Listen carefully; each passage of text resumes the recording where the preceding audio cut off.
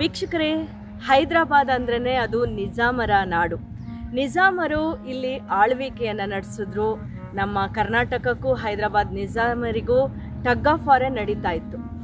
ಈ ನಿಜಾಮರು ಬಳಸ್ತಾ ಇದ್ದಂತಹ ವಸ್ತುಗಳು, ಅದು ಊಟದ ವಸ್ತುಗಳು ಇರ್ಬೋದು, ತಟ್ಟೆ ಇರ್ಬೋದು, ಲೋಟ ಇರ್ಬೋದು, ಹಾಗೆ ಅವರು ಬಳಸ್ತಿದ್ದಂತಹ ಉಡುಪುಗಳಿರ್ಬೋದು, ಹಾಗೆ ರಾಣಿಯರು ಬಳಸ್ತಿದ್ದಂತಹ ಉಡುಪುಗಳಿರ್ಬೋದು, ಅವರು ಬಳಸ್ತಿದ್ದಂತಹ ವಾಕಿಂಗ್ ಸ್ಟಿಕ್ ಇರ್ಬೋದು, ಪ್ರತಿಯೊಂದನ್ನ ಇಲ್ಲಿ ಅಂದರೆ ನಿಜಾಮರ ಮ್ಯೂಸಿಯಂನಲ್ಲಿ ಸಂರಕ್ಷಿಸಲಾಗಿದೆ. ಬಹಳ ಸುಂದರವಾಗಿದೆ. ಬಹುತೇಕ ಮಂದಿಗೆ ಇಲ್ಲಿಗೆ ಬರೋ ಅಡ್ರೆಸ್ ಗೊತ್ತಾಗೋದಿಲ್ಲ. ಆದರೆ ಖಂಡಿತ ನೀವು ಹೈದರಾಬಾದ್ಗೆ ಬಂದರೆ ಖಂಡಿತಕ್ಕೂ ಈ ನಿಜಾಮರ ಮ್ಯೂಸಿಯಂಗೆ ನೀವು ಭೇಟಿ ಕೊಡಲೇಬೇಕು. ಯಾಕಂದರೆ ಅಷ್ಟು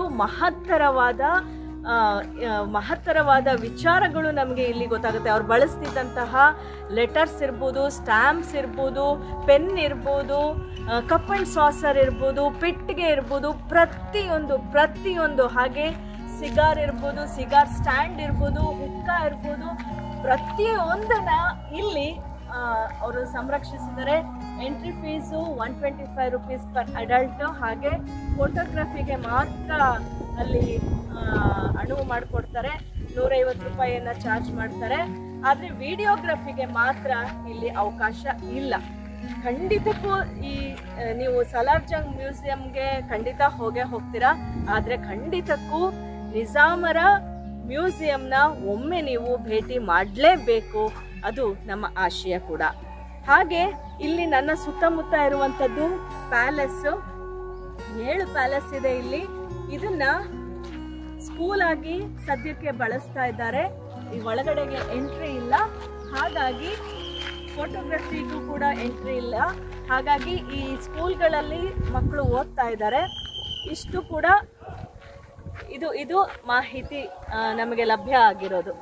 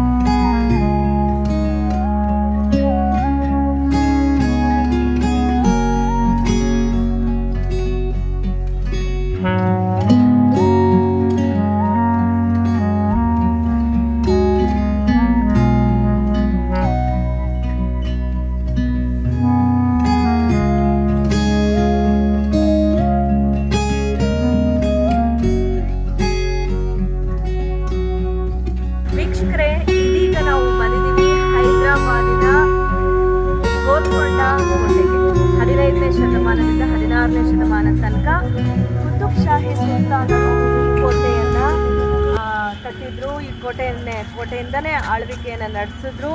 ಭದ್ರವಾದ ಕೋಟೆಯ ಮೂಲಕ ಅವರು ಆಳ್ವಿಕೆಯನ್ನು ನಡೆಸ್ತಾರೆ. ಇದು 3 ಸುತ್ತಿನ ಕೋಟೆ ಆಗಿದೆ. ಜಿಟಿ ಮಳೆ ಬೇರೆ ಬರ್ತಾ ಇದೆ ಇವತ್ತು. ಸೊ ಒಳಗಡೆ ಹೇಗಿದೆ ಗೋಲ್ಕೊಂಡ ಕೋಟೆ ನೋಡ್ಕೊಂಡು ಬರೋಣ. ಗೋಲ್ಕೊಂಡ ಯಾತಿಗೆ ಫೇಮಸ್ ಗೊತ್ತಾ? ವಜ್ರಕ್ಕೆ.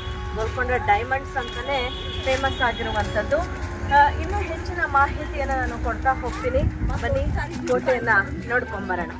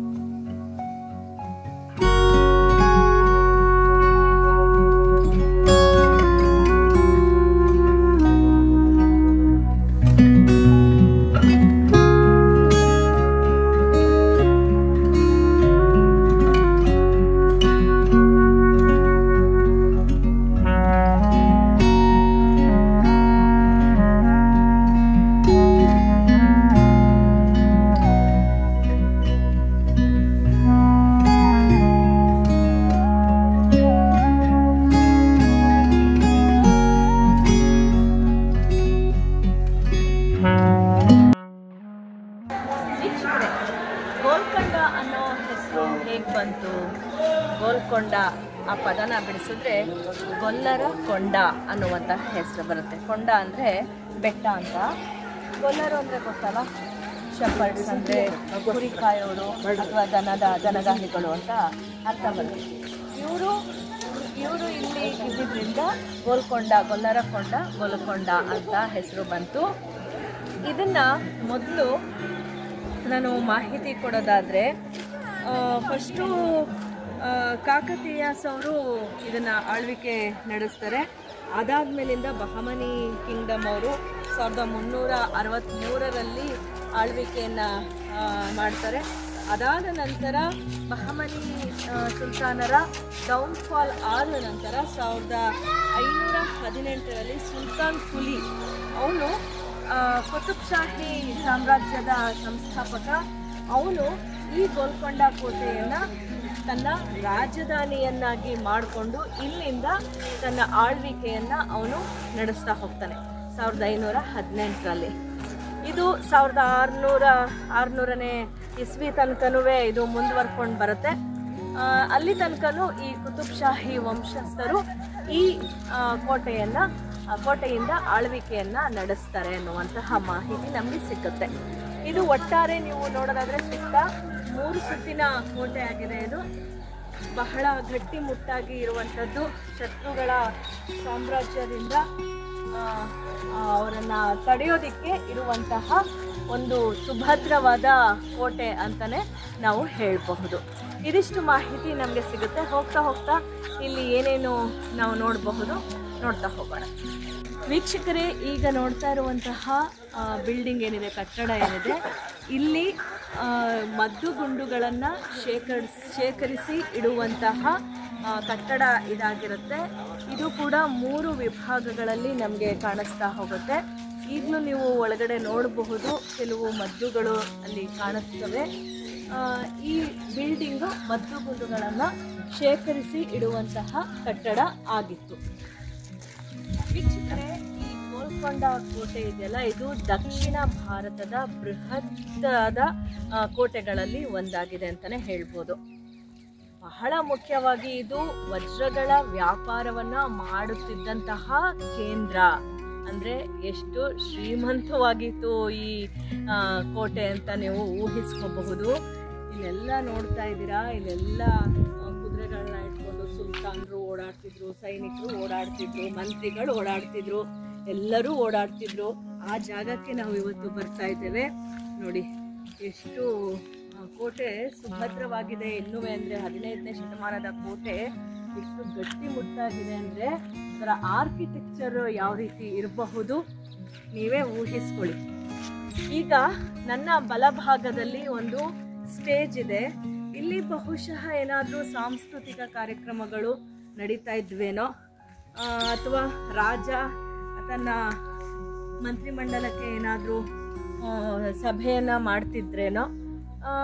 ಇದು ಒಂದು ಸ್ಟೇಜ್ ಇದೆ ಇಲ್ಲಿ ಈ ರೀತಿಯ ಯಾವುದಾದ್ರೂ ಒಂದು ಕಾರ್ಯಕ್ರಮ ನಡೀತಾ ಇದ್ದಿರಬಹುದೇನೋ ಅನ್ನೋದು ನಮ್ಮ ಊಹೆ. ಮುಂದೆ ಹೋಗೋಣ ಬನ್ನಿ, ಅಲ್ಲಿ ಏನೇನಿದೆ ನೋಡ್ಕೊಂಡು ಬರೋಣ. ಈ ಗೋಲ್ಕೊಂಡ ಕೋಟೆ ಸುಮಾರು 400 ಅಡಿ ಎತ್ತರದ ಗ್ರಾನೈಟ್ ಗುಡ್ಡದ ಮೇಲೆ ನಿರ್ಮಾಣ ಆಗಿರುವಂಥದ್ದು. ಜೊತೆಗೆ ಸುಮಾರು 7 ಕಿಲೋಮೀಟರ್ ಸುತ್ತಳತೆಯುಳ್ಳ 3 ಸುತ್ತಿನ ಭದ್ರವಾದ ಕೋಟೆ ಇದಾಗಿದೆ. ಕೋಟೆ 8 ದ್ವಾರಗಳನ್ನು ಹೊಂದಿದೆ, 87 ಕೊತ್ತಲಗಳನ್ನು ಒಳಗೊಂಡಿದೆ. ಈ ಕೋಟೆ ಗೋಡೆ ಸುತ್ತ ಕಂದಕವನ್ನು ನಿರ್ಮಾಣ ಮಾಡಿದ್ದಾರೆ. ಯಾಕಂದರೆ ಶತ್ರುಗಳು ಬರಬಾರ್ದಲ್ವಾ, ಹಾಗಾಗಿ ಕಂದಕಗಳನ್ನ ನಿರ್ಮಾಣ ಮಾಡಿದ್ದಾರೆ. ಈ ಗುಡ್ಡದ ಮಧ್ಯಭಾಗದಲ್ಲಿ ಕೆರೆಗಳನ್ನು ನಾವು ನೋಡ್ಬೋದು, ಮದ್ದಿನ ಮನೆಗಳನ್ನ ನೋಡ್ಬೋದು, ರಾಜಗೃಹಗಳನ್ನ ನೋಡ್ಬೋದು, ಸಭಾಮಂದಿರ, ಲಾಯ, ಮಸೀದಿ, ಉದ್ಯಾನವನ ಮತ್ತು ಉಗ್ರಾಣಗಳು ಇವೆಲ್ಲವನ್ನು ಕೂಡ ನಾವು ನೋಡಬಹುದು. ಈ ಕೋಟೆ ಕೆಳಭಾಗದಲ್ಲಿ ರಾಣಿಯ ಮನೆಗಳಿದೆ, ಸೇವಕರ ವಾಸಗೃಹಗಳಿದೆ. ಕೋಟೆಗೆ ಸ್ವಲ್ಪ ದೂರದಲ್ಲಿ ಕುತುಬ್ ಶಾಹಿ ದೊರೆಗಳ ಗೋರಿಗಳು ಕೂಡ ಇದೆ, ಅದನ್ನು ನಾವು ನೋಡ್ತೇವೆ.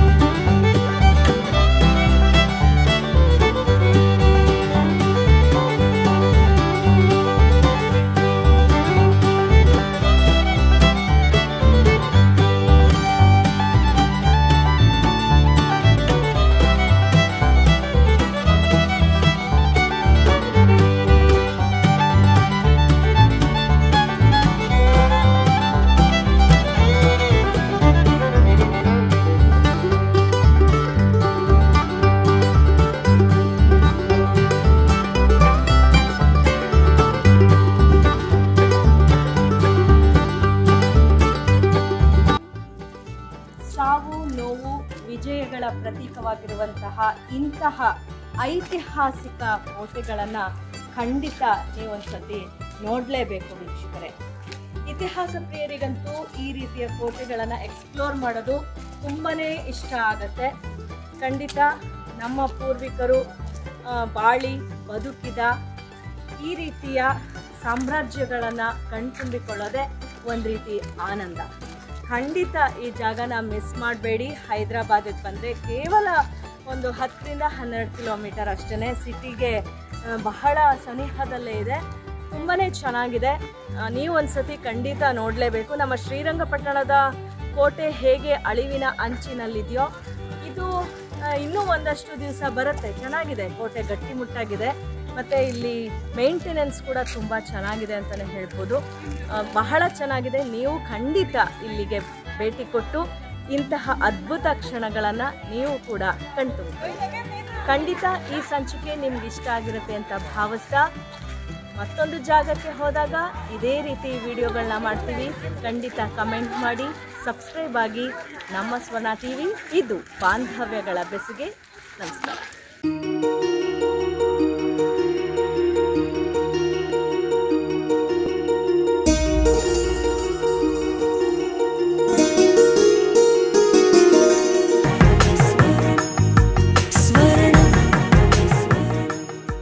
ಸ್ವರ್ಣ, ಇದು ಬಾಂಧವ್ಯಗಳ ಬೆಸುಗೆ.